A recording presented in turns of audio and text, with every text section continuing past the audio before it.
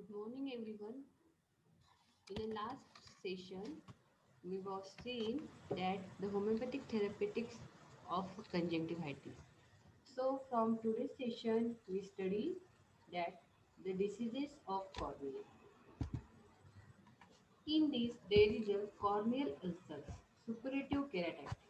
The classification of this is purulent ulcer and non-purulent ulcer. In a purulent ulcer of suppurative keratitis, there is a ordinary pyogenic corneal ulcer, hypopoeon ulcer, mycotic ulcer, and marginal ulcer.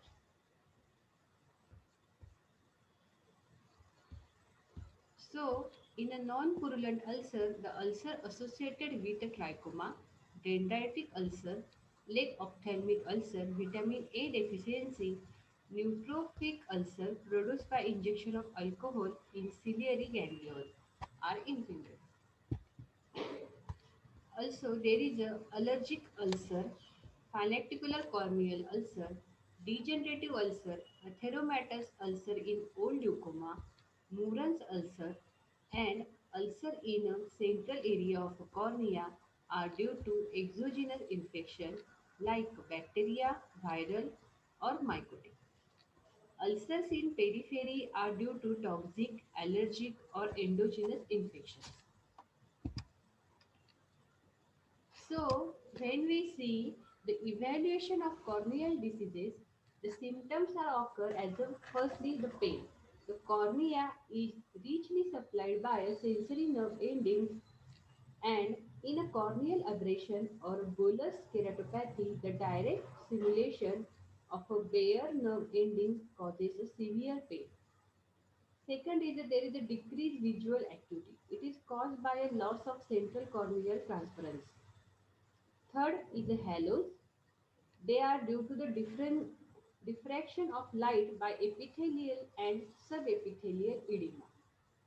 Then there is a photophobia. Fifth is a lacrimation. It is due to the reflex stimulation of corneal nerve. So when we see the corneal diseases, the signs of patient we will see in the clinic, that is the precise localization of corneal defect is based done by a slit lamp biomicroscopy. Epithelium is seen that there is a punctate erosion, edema, filaments, then superficial punctate keratitis and staining with fluorescence and rose bengal. Second is the stroma. It infiltrates edema, vascularization, deposit, and scarring. That is the opacity. That is corneal opacity. Then third is the Descemet membrane with break, hold, and localized thickening. Fourth is the deposition of pigment. That is the corneal pigment deposition is associated with a variety of disorder. And fifth is the corneal thickness by pachymetry, either by optical or ultrasonic pachymetry. It indicates the functional integrity of corneal endothelium. Then the corneal ulcer. So corneal ulcer is defined as it is a loss of corneal substances due to the infection and formation of raw excavated area. Normal corneal epithelium cannot be penetrated by any organism except diphtheria and gonococci. Therefore, preconditions for ulcers are trauma to corneal epithelium by a minute foreign body, misdirected eyelashes, or conjunctival deposit. Unhealthy condition of epithelium, absolute glaucoma due to the persistent edema of epithelium. Then there is a neuroparalytic condition after the alcohol injection in trigeminal ganglion to treat a trigeminal neuralgia. There is a keratomalacia. These preconditions are followed by infection exogenous due to the foreign body or local by the dacryocystitis or conjunctivitis. After the infection, necrosis of corneal tissue which is slug off with the formation of ulcer.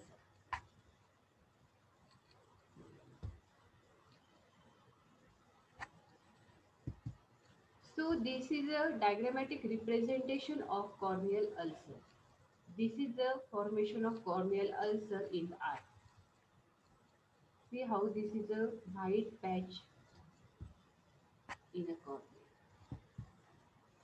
So termination in a strong tissue resistance localized ulcer heal and ulcer penetrates through a corneal substances desmetocele that is the bulging of desmet membrane perforation of cornea ulcer spread whole or a part of a thickness of cornea slug off that is a slugging ulcer.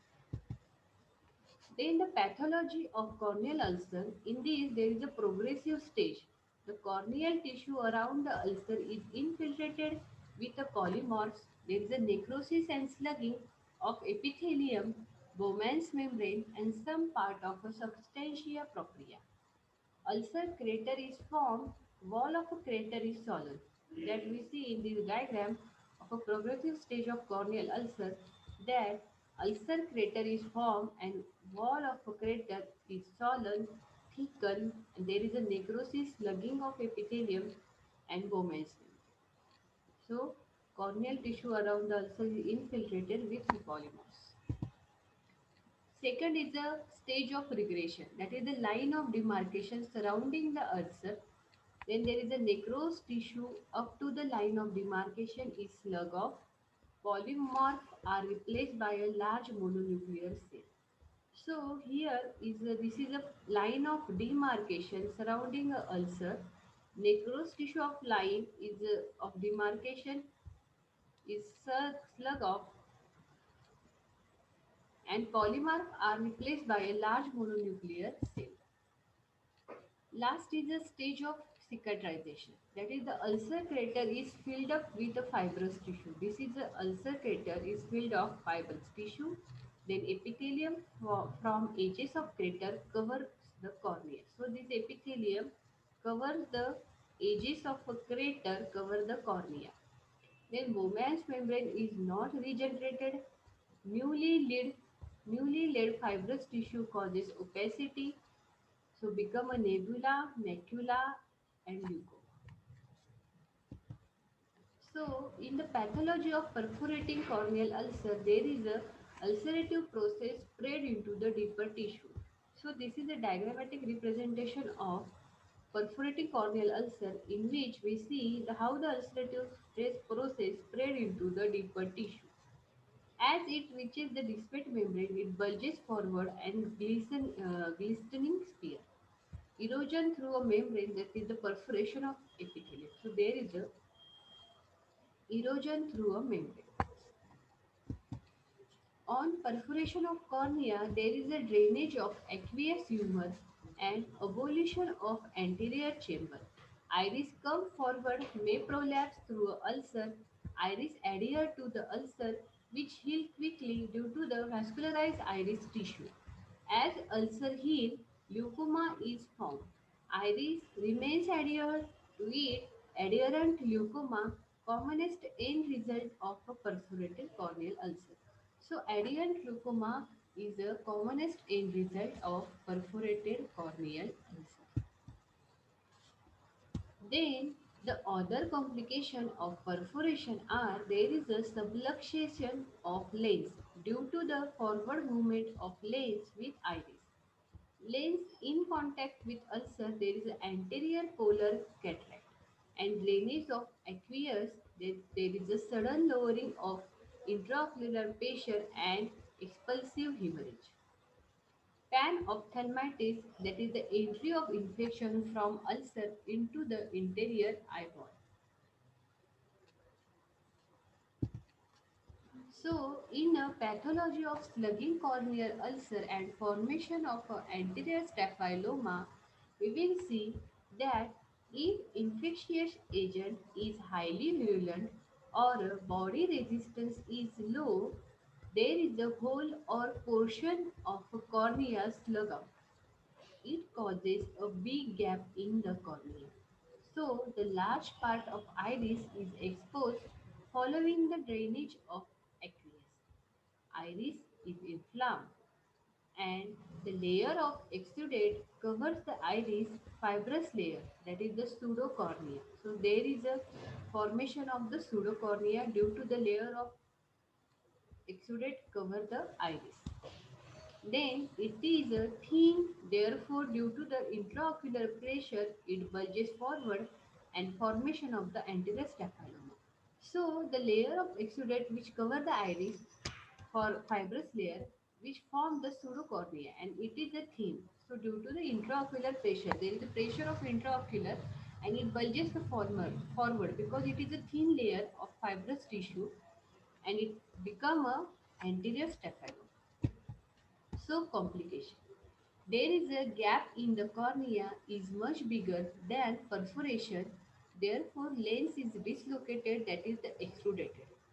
There is a expulsive hemorrhage, panophthalmitis and secondary glaucoma. So these are the complications of a perforating corneal ulcer.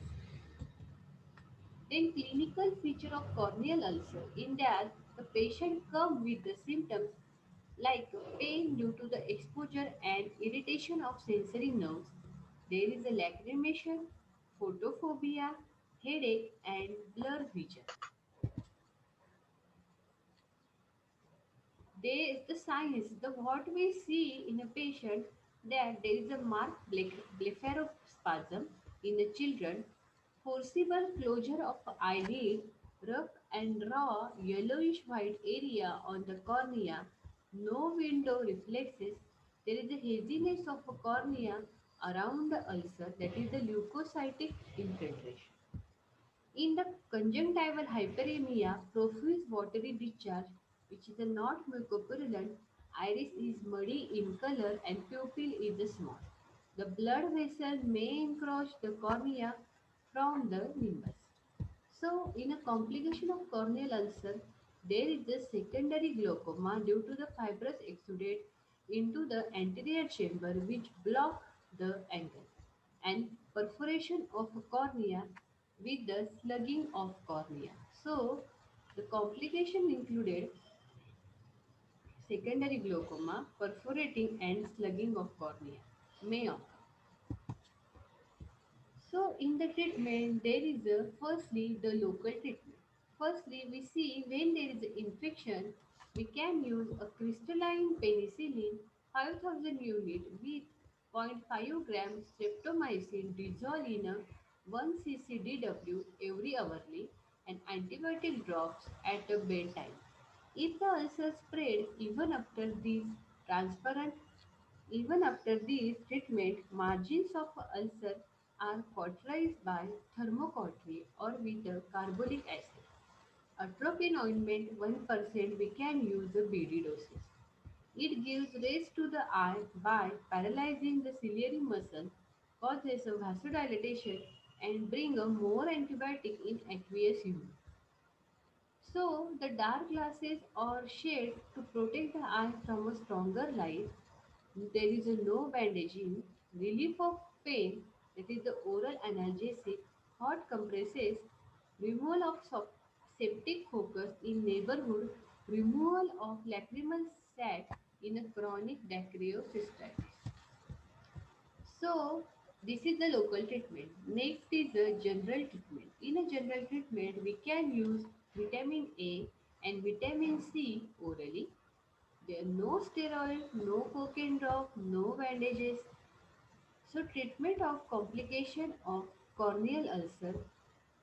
In this, for the secondary glaucoma, we can use oral diuretics, paracentesis, dismetosile. It is a threatening perforation, paracentesis, and pad bandaging. When the ulcer has slug off with the exposure of iris, with or without the exposure of a lens, there is a pad bandaging, antibiotic treatment, and keratoplasty. That is the donor cornea when available. So, next topic is leukemia. So, when we see the leukemia, it is defined as the opacity of cornea.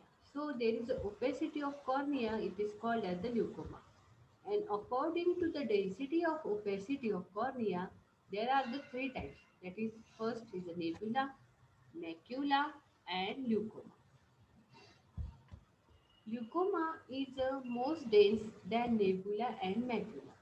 Then the extent of leucoma may vary, that is the small area of cornea or hole.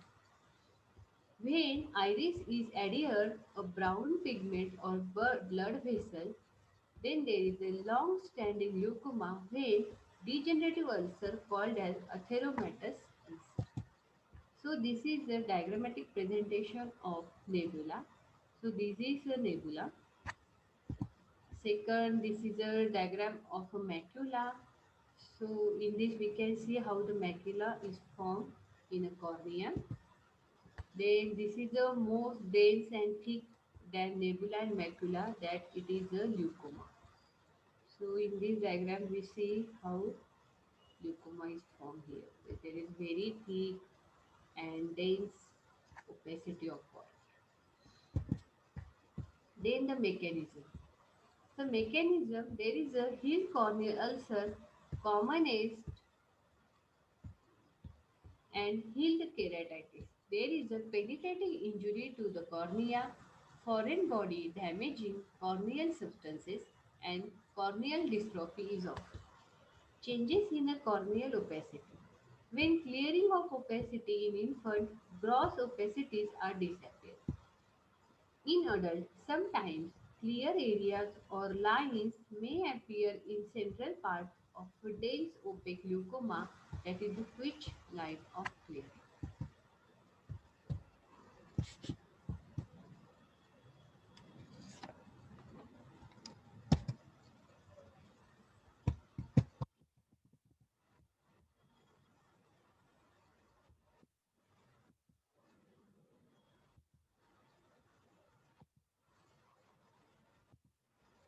So there is a pigment changes. In that there is a simple leucoma, fine line, fine yellowish brown lines may be present. Pigment is hemosiderin, that is from the blood vessel, or melanin from a basal layer of the cells of corneal epithelium. Reduction in sensitivity, both tactile and pain sensation are reduced. Then degeneration. In a long-standing leucoma, hyaline, that is the commonest and calcareous. Symptoms of leucoma. There is a no symptom if opacity is outside the pupillary area, and visual disturbances if it is in pupillary area. So, when opacity is outside the pupillary area, there is no symptom, and when it is in the pupillary area, there is a visual disturbance. So treatment, if the if small and not hampering the vision, no treatment is required. So where the leucoma is small and it not hamper the vision, then there is a no requirement of a treatment. The cosmetic treatment is that tattooing. White opacity in cornea is made black by a chemical. After a local anesthesia with 4% xylocaine, epithelium cover a cornea is scraped off with a cataract knife. Then the 2% gold fluoride and 2% platinum chloride and 2% hydrogen hydrate applied to a raw area one after another when opacity takes a black color. Excess chemical wash, then atropine and antibiotic ointment applied, and eye is bandaged for 48 hours. Then there is a black coloration persists for 2 years if leukemia is not vascularized, and if leukemia hamper the vision, keratoplasty or a corneal graft. Then the optical iridectomy. In this, there is a pupillary area is extended to a periphery by a complete iridectomy. Adherent leukemia. In this, there is a adherence of a part of iris to leukemia. Presence of a brown pigment in leukemia derived from iris. Shallow anterior chamber around iris adhesion. Pupae brown towards adhesion. Then mechanism, perforated corneal ulcer, perforating injury to cornea, operating wound of a cornea. So, in the complication, we can see there is a secondary glaucoma due to the shallow anterior chamber. And in a treatment is the same as a leukoma, direct synectomy, adhesion of iris to cornea should be separated to prevent a secondary glaucoma. So there is a separation of adhesion of corneas of iris. Then hypopion ulcer of the cornea. So next topic is hypopion ulcer.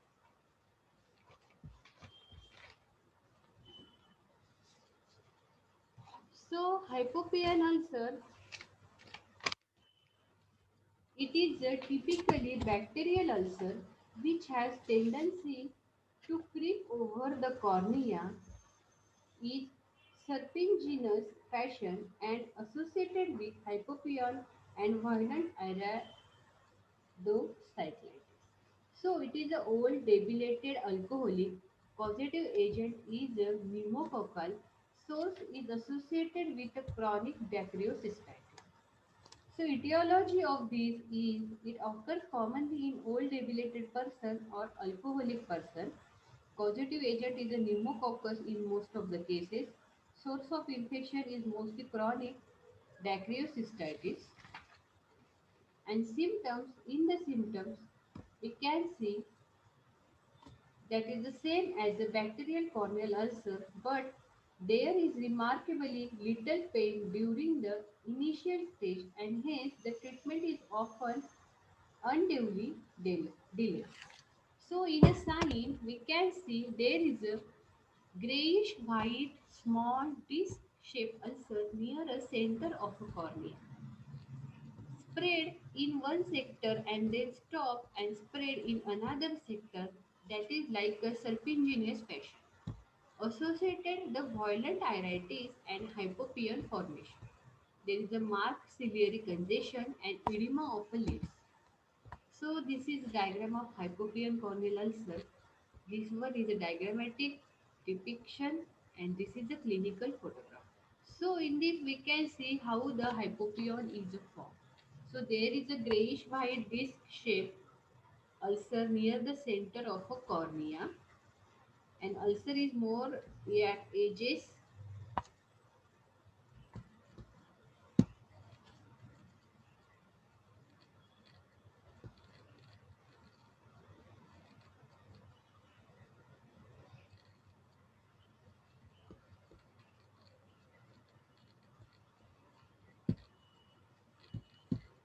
So ulcer is more at edges than at a center.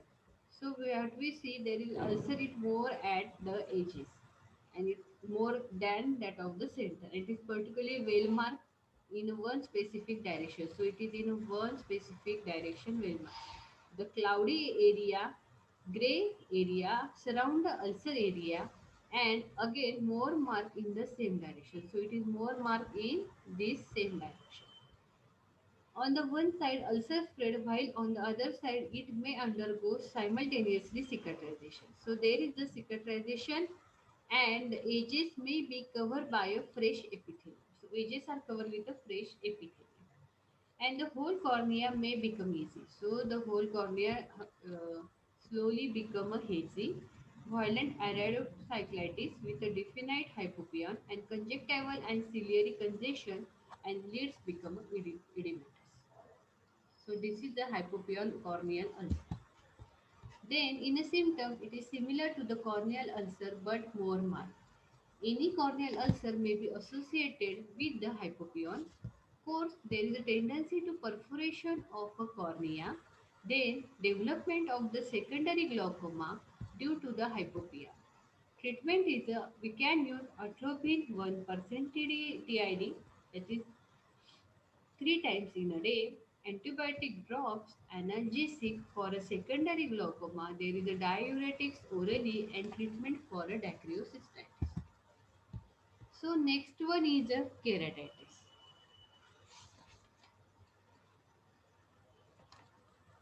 So keratitis is defined as it is the inflammation of corneal tissue with or without ulcer. There is a pathology is that infiltration of corneal tissue with the inflammatory cells, edema, necrosis of corneal lamellae, and their replacement with the fibrous tissue that is the leucoma. And type contain a superficial and a deep keratitis. So mode of infection of keratitis is that there is an exogenous infection, most common, and cornea is primarily affected by a virulent organism. Second is from ocular tissue, that is owing to direct anatomical continuity and the diseases of conjunctiva that is spread to corneal epithelium, sclera to the stroma, uveal tract to the endothelium. So there is a these are the mode of infection, and in endogenous infection, there is a rare as the cornea is avascular. So, endogenous infections are rare and they are typically allergic in nature. Keratitis or inflammation of cornea may be classified as the follow. There are two types as we see, that superficial and deep.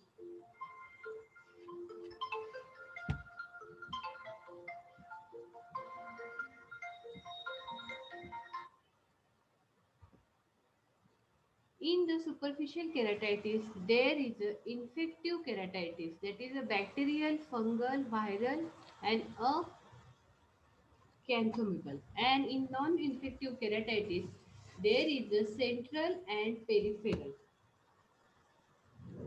So, infective keratitis in the superficial keratitis included that there is a bacterial, fungal, viral, acanthomival keratitis, and in non-infective keratitis, there is a central peripheral.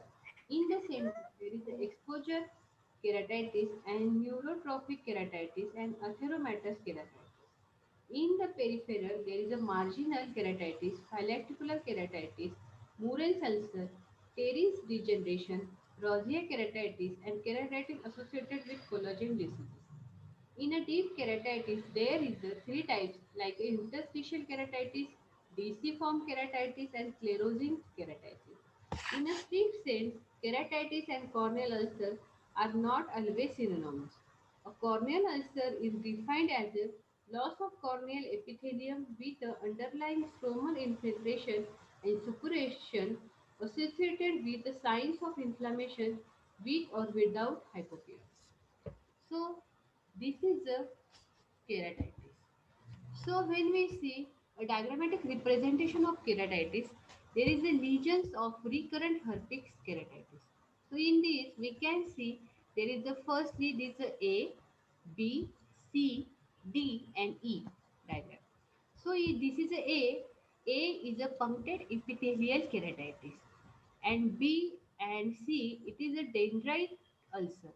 So in a B this is a dendritic ulcer, and in this there is a diagrammatic, that is a clinical photograph of dendritic ulcer. D is a geographical ulcer and E is a deciform keratitis. So this is a very important diagram of keratitis. Then there is a firstly we see a superficial keratitis. The superficial keratitis, firstly one contain, that is the superficial punctate keratitis. It is a erosion, punctate erosion on cornea. The etiology of this is a virus, herpes simplex, herpes zoster, adenovirus, measles virus, mumps virus, keratoconjunctiva sicca, elderly UV rays.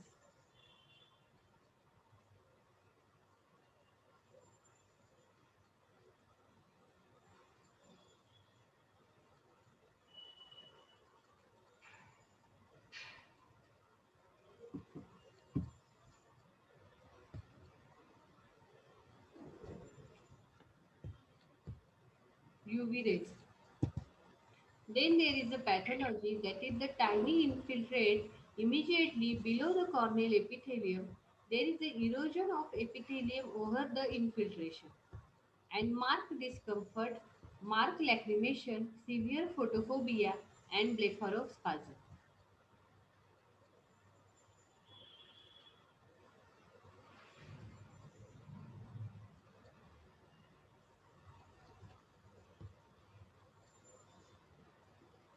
So, in a science, we see in a patient that there is a punctate erosion on cornea which stain with the fluorescence.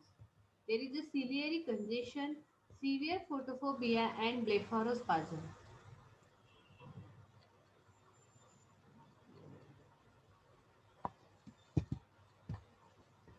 Complication heal if treatment is early.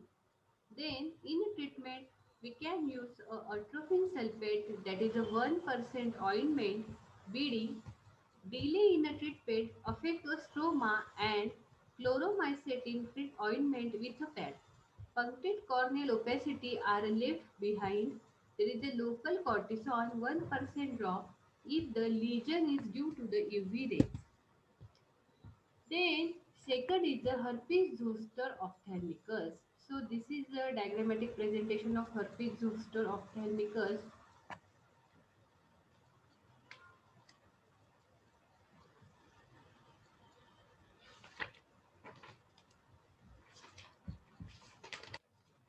So herpes zoster ophthalmicus, it is a